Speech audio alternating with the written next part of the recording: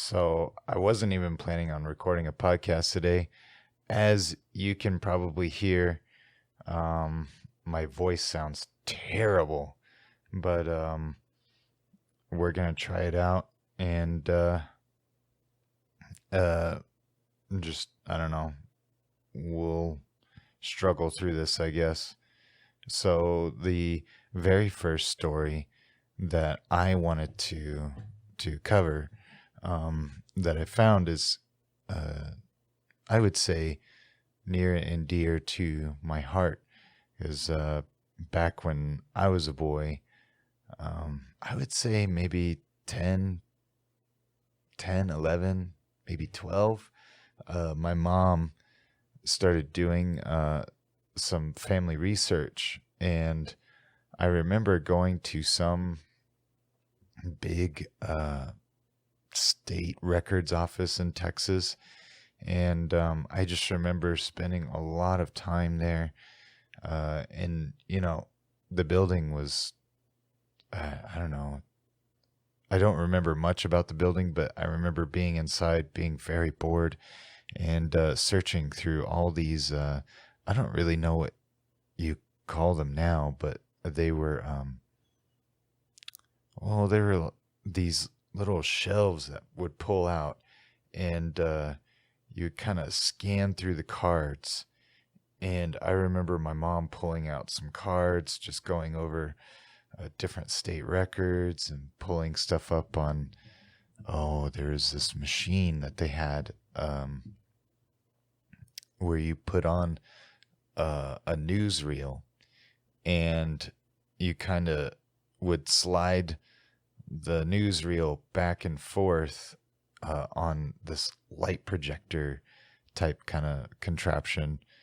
Um, and for my kids in the future, you probably don't know what a light projector is, but it's something that we used to present stuff on. So, yeah. Um, so the very first story that we're going to cover, I remember my mother going over these state records, and somehow she found that supposedly we were related to Rawson Alley. And Rawson Alley was one of the first 300 settlers in Texas. And he was a part of Stephen F. Austin's original Texas colony. And I think my mother made a mistake somewhere, because I found that we are not descended from Rawson Alley. In fact, Rawson Alley died at the ripe old age of 29 years old. So he kicked the bucket pretty early, and he didn't have any kids. He didn't marry or anything like that. Um, and I'm pulling up, I'm using ancestry.com for a lot of this, but there's some really nice write ups of the people that I looked up on the Texas State Historical Association Handbook of Texas, or it's tshaonline.org. And you can look up the original settlers from Texas. So it has a nice little write up, and I don't know, I guess I'll just read it off. Rawson Alley, born 1793 and died in 1833. Rawson Alley, pioneer, settler, and public official, the oldest son of Thomas Alley and his first wife, was born about 1793. He immigrated in 1821 from Missouri to Texas, where over the next 3 years he was joined by his half-brothers, John, Abraham, and Thomas, and William Alley. In 1823, he joined a party including Stephen F. Austin, the Baron Bastrop, and several slaves. in surveying 170 acres on the Colorado River, intended as the site of the headquarters of the Austin Colony and capital of Colorado Municipality. Although the capital was instead established at San Felipe de Austin, settlement began on the original site soon grew into the town of Columbus. As one of the Austin Colony's Old 300, Alley received title to a league and a half of land on both banks of the Colorado River, 5 miles below Columbus in what is now Colorado County. In 1823, census of the Colorado District describes him as a carpenter and joiner. I don't know what a joiner is. And census reports of 1825 and 1826 list him as a surveyor and a single man of 25 to 40 years of age. That's a huge age gap.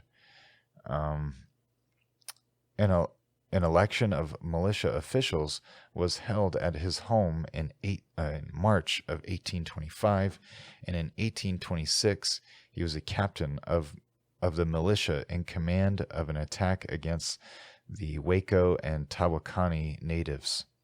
And, growing up in Texas, in Houston, we were told that there was only, I think, 5 native groups in Texas, which is an absolute lie. There's hundreds of tribes in Texas.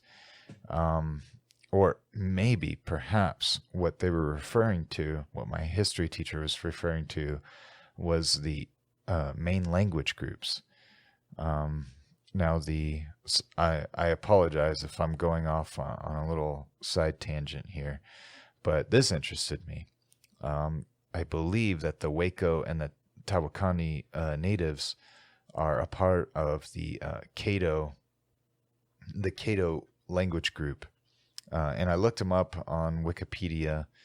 The Tawakoni are a Southern Plains native tribe closely related to the Wichitas. They historically spoke a Wichita language of the Caddoan language family. Currently, they are enrolled in the Wichita and affiliated tribes. And it just goes over a little bit of their history. At the beginning of the 18th century, the Tawakoni lived in villages in what is now Oklahoma and Texas. In his 1719 expedition, French explorer Jean-Baptiste Bernard de la Harpe encountered a Tawakoni village in present-day Muskogee County, Oklahoma. The French wrote that the Tawakoni raised maize and tobacco. La Harpe negotiated a peace treaty between the Tawakoni and 8 other tribes and the French government. Hostilities with the Osage pushed the tribes south into Texas. So I think this is probably where they came to blows. Stephen F. Austin's Republic of Texas drove the tribes out from central Texas. So it sounds like they were driven out of Oklahoma, traveled to like central Texas, which is, that's quite a ways away to travel. I don't know if they were on foot or if they were on horseback, but still, it's a long ways. Texas is a big state. The Tawakoni helped convince the Comanche and the Wichita to sign a peace treaty with the United States government, which became the first treaty signed between Plains natives and the U.S. In 1835, they signed a treaty with the United States at Camp Holmes. This was the first time that they were included with the Wichita peoples, a practice that continued in subsequent treaties signed in 1837 and 1846. And I guess in 1853, a native reservation was established on the upper Brazos River in Texas. So the Brazos is close to, I believe, Austin. Geez, I should. My Texas history is really I don't know. My Texas geography isn't what it was. Um, let's see if we can look up a map of Texas. Let's see. And we will see where the Brazos is. We want a geography map. Here we go. Let's see if that shows it. The rivers are not labeled on this one. But I believe... Sorry, guys. It does have the geology of Texas. I don't know if that would be it. No, that's not it. I wish I had like some kind of screencast that I could show these maps to you guys on. Well, how about we just look up Brazos River of Texas.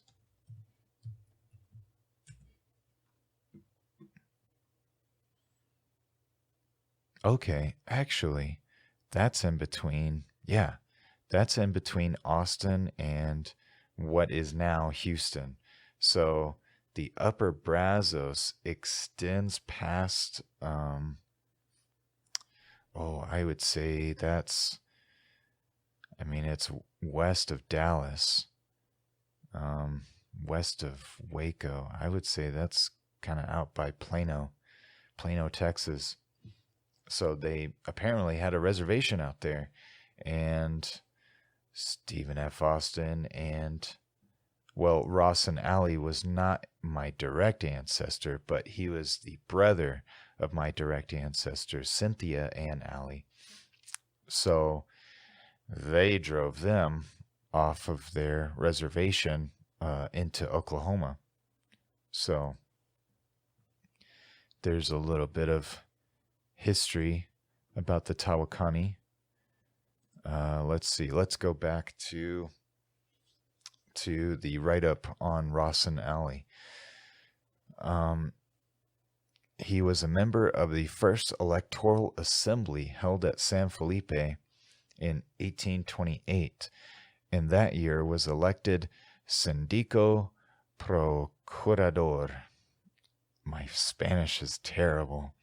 And what a Sindico is, I pulled it up. Sindico is a city attorney of a Spanish municipality or a city. And let's see, in August 1830, he was appointed to collect subscriptions for a fund to supply an army to be organized against a possible invasion. And in November of that year, he announced as a candidate for sheriff. He was again Sindico in February 1832, and in June as a member of the Ayuntamiento. And an Ayuntamiento is... it's kind of like a town council position.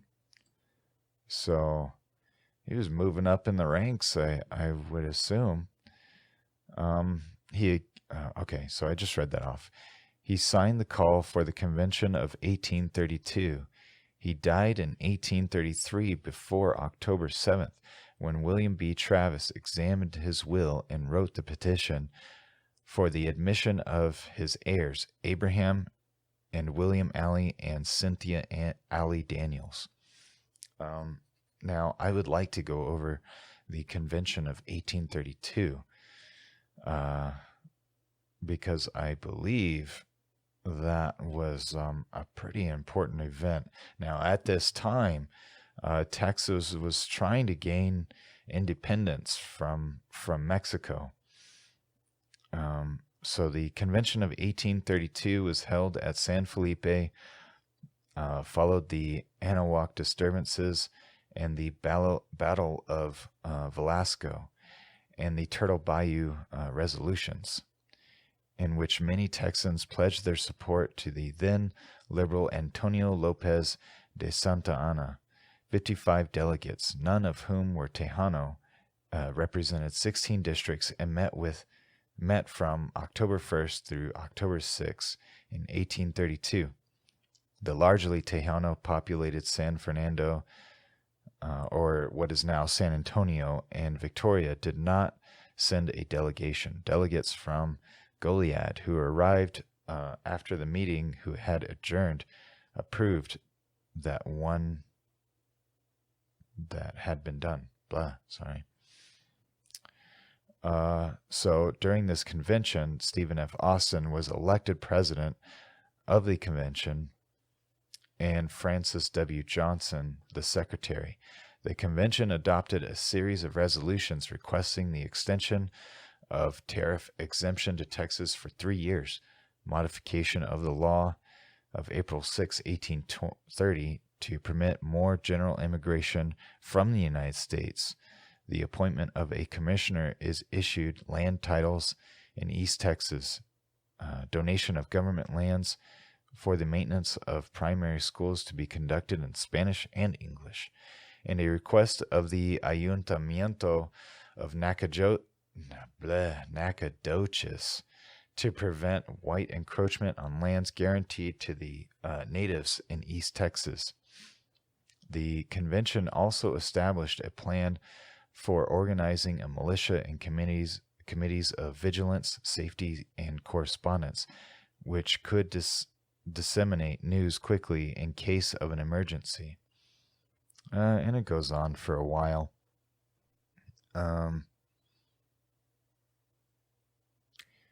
So it says, for several reasons, the resolutions were never presented.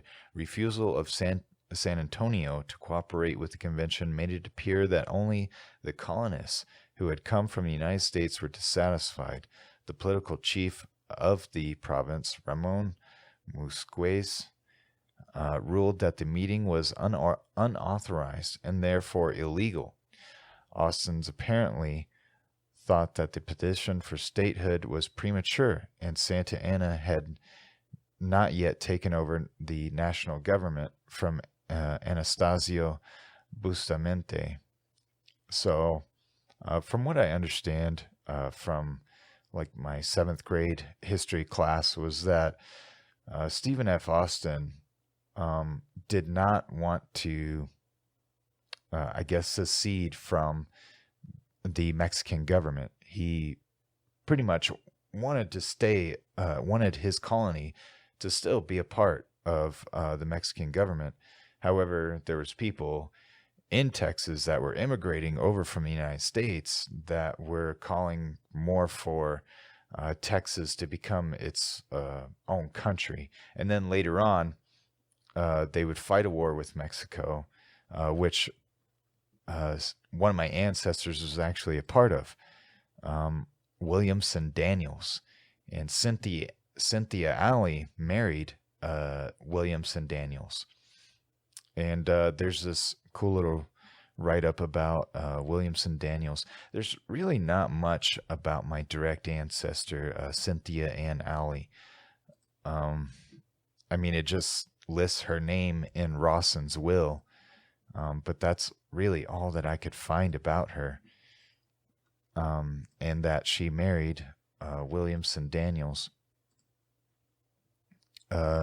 He was a participant in the Texas Revolution, and he was a Republic of Texas congressman and county official. He was born in Somerset County, Pennsylvania, on January 28th, 1798, and in 1830 he came to Texas and settled in the San Augustine district. According to one report, he was a missionary in Stephen F. Austin's second colony. He sold beef cattle, so not the original colony. His colony expanded later on, and Williamson Daniels was a part of that second colony. He sold beef cattle, oxen, and other provisions to the Texas Army in 1835 and early 1836. He enlisted in the San Augustine Volunteers on April 1st, 1836, and I tried to look up what the San Augustine Volunteers were, or or what they did during the war against Mexico, but I couldn't really find anything. I bet if I found some kind of Texas history book, I would, but I'm kind of pressed for time. And he served as a second lieutenant until July 22nd.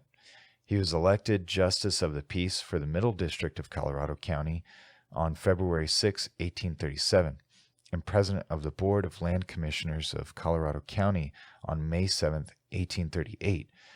And he was also a member of the House of Representatives of the 6th Congress from 1841 to 1842, and Justice of the Peace of Precinct 3, Colorado County, in February 1845.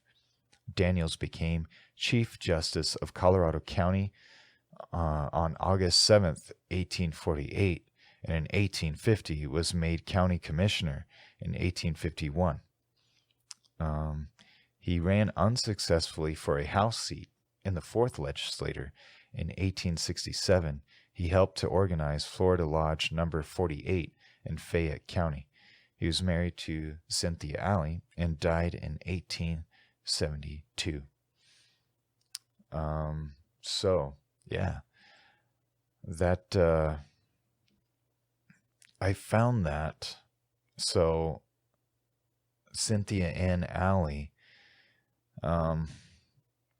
she would be, let's see. So if I'm over here, and so there's 1, 2, 3,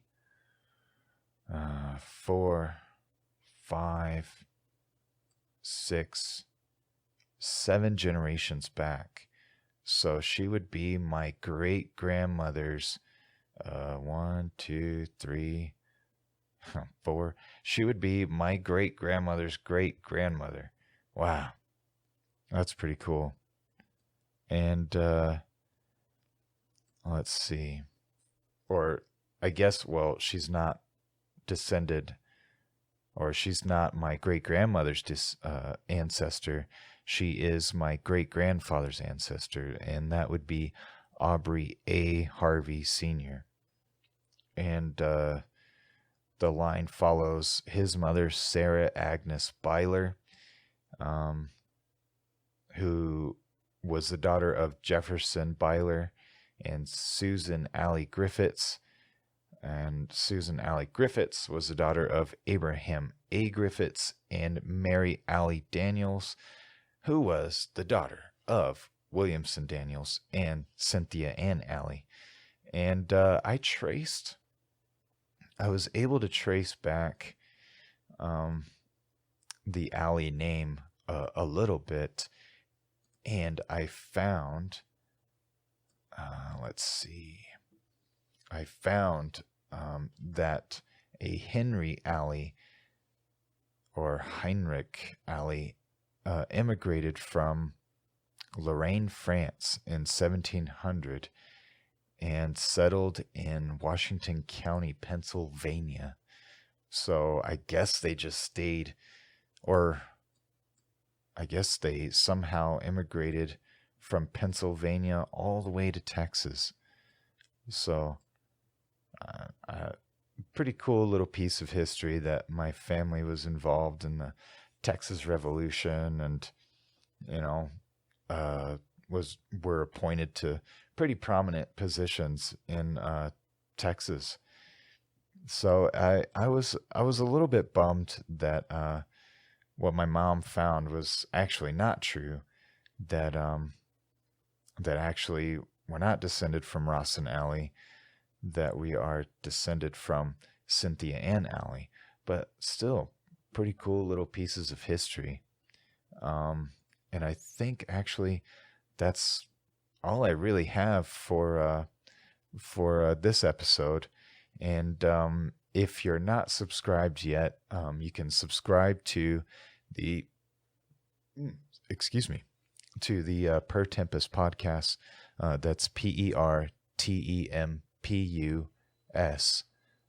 podcast on Google. It's up on Google Podcasts now. It's up on Apple and Spotify and a bunch of other podcasting apps. So if you want, you can go subscribe. If you're on Apple Podcasts, you can rate it and leave a nice little review. So yeah, I just, this podcast, like I said in the last episode, is really for my kids. I wanted to, I was really quite taken in with Jordan Peterson's words about, you know, the things that you do now, the positive things that you do now for you and your children will reverberate throughout the rest of time. So it really does matter what you do with your life and the decisions that you make. So for me, this podcast is a way to, in 1,000 years, if humans are still around in 1,000 years, I would like for my descendants to be able to just listen to this piece of to these pieces of history, these stories from history that I've been able to find, and I would like for them to know where they come from. And there's a lot more stories. Some of them are pretty heartbreaking, and some of them are pretty cool. So stay tuned. And thank you guys so much for listening again. Subscribe, rate if you can. Thank you so much for listening. Bye.